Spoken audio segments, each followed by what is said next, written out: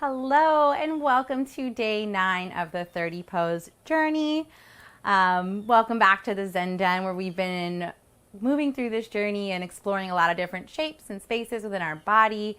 Thank you so much for stepping on your mat. I really appreciate the effort and the courage you're continuing to show up for yourself and for everyone else in this community. Today's posture is Warrior 3, Virabhadrasana 3. We're keeping the momentum going with all of the warriors. This is a balancing posture, a strengthening posture. Oh God, there's so much that goes on in it. So come meet me on your mat, stand on up, and let's get started.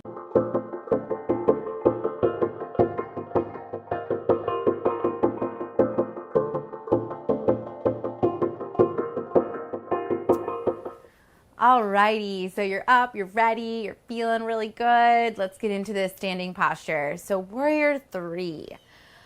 A lot of times when you first start to practice, you come into it, you freak out, you lose your balance, you teeter-totter, things are like all discombobulated. So we want to avoid that and learn how to do it correctly so that you're not experiencing that frustration and that challenge in your practice. So let's start with the right foot forward. Meet me here. Let's come into this space.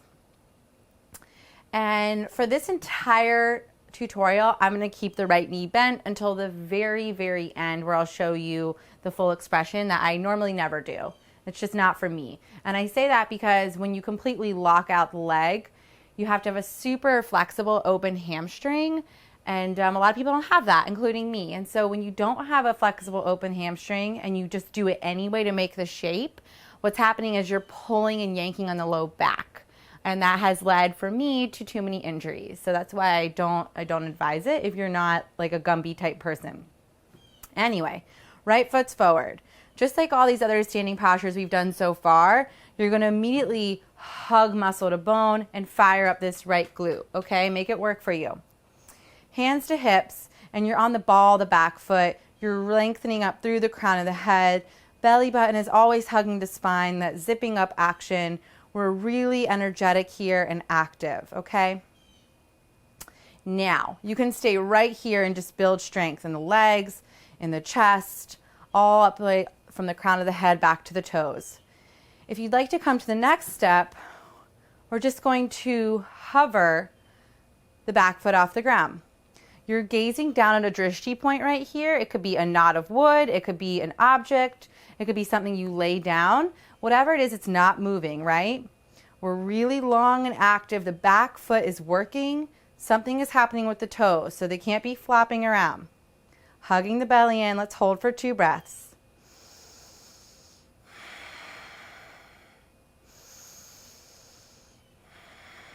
And set that foot down. So, whoa, did you feel how much work the right leg is doing? Like my right leg is already telling me, holy cow, what's going on? So really hugging muscle to bone here and focusing on activating the glute. The glute is such a big muscle. It's got to be recruited and help us out, okay? Let's start to focus. Let's start to hinge forward into the full posture. Right foot forward, hands to hips. Come up onto the ball of the foot to start. Hug the belly in, gaze is forward. We're lengthening up through the crown of the head. And then that glute is on. Before we go up, I want you to make sure the hips are squared. So right hip's coming back, left hip's coming forward.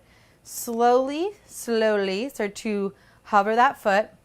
Back leg is really active, and start to teeter-totter the chest down as the back leg lifts. You're making one long line of energy just like you do in plank pose. So from the head all the way to the toe. Okay? Breathe here. Right leg is really working. The back leg is really working. We're zipping up through the belly. If you're feeling really balanced, extend the arms forward and take 2 breaths. Otherwise, stay at the hips. Inhaling through the nose. Last round of breath. And slowly come back down with just as much control. Let's go to the other side just to make sure we balance it out. Left foot forward, right foot back on the ball of the right foot, hands to hips. We hinge forward, we set it up. Hips are squaring, We're reaching through the crown of the head. We're zipping up through the midline. Left leg, that booty's turning on. Okay. Start to hover, hover, hover. Coming onto the tippy toe and then lifting it up. Making sure everything is working here. We start to slowly hinge forward. Notice how my standing leg is still bent. Back leg is really active and straight. Keeping the hips nice and squared. Gazing down at our drishti point. Hands can stay here at hips. They can come to the heart center or extend them out long for 2 breaths.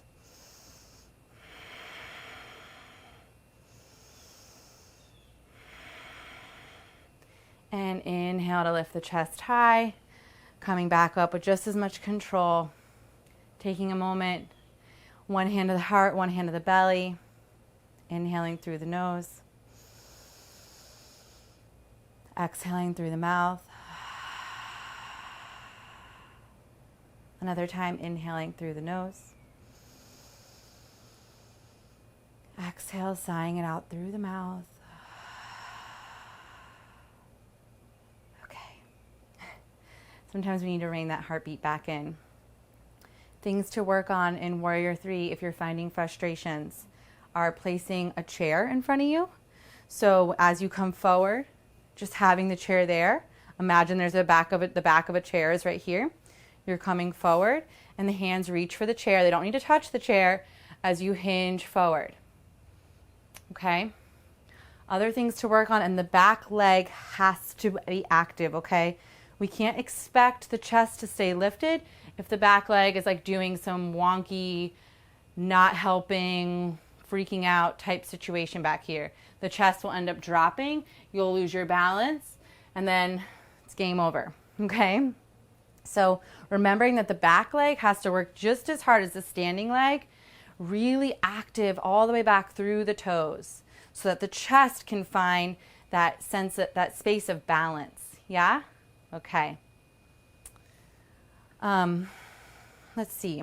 The other things you could do here are placing blocks on the ground on their highest height. If you don't have a chair handy, and coming forward and just reaching the fingertips down just as a tiny connection here to keep the chest nice and lifted. Okay. If you want this posture and you're not finding it, practice it, okay? Consistency, patience, and integrity will lead you to this elongated, badass Warrior 3 shape. So step onto your mat, do the work, yogis, and I promise you'll get there. Thank you so much for joining me here on the Zen Den. Tomorrow is day 10 of the 30 pose journey. We'll be a third of the way through, and I'm so excited to keep continuing on this path we're moving through. So again, thanks so much for joining me, and I'll see you back here tomorrow. Hey journey goers, Allie here with a huge favor to ask you. If you love practicing yoga alongside me and want more of it, then please subscribe to the channel. By supporting me, you inspire my journey, which then I hope inspires yours. As always, thank you for stepping on the mat with me, for being a part of this community, and for making the commitment to live your journey.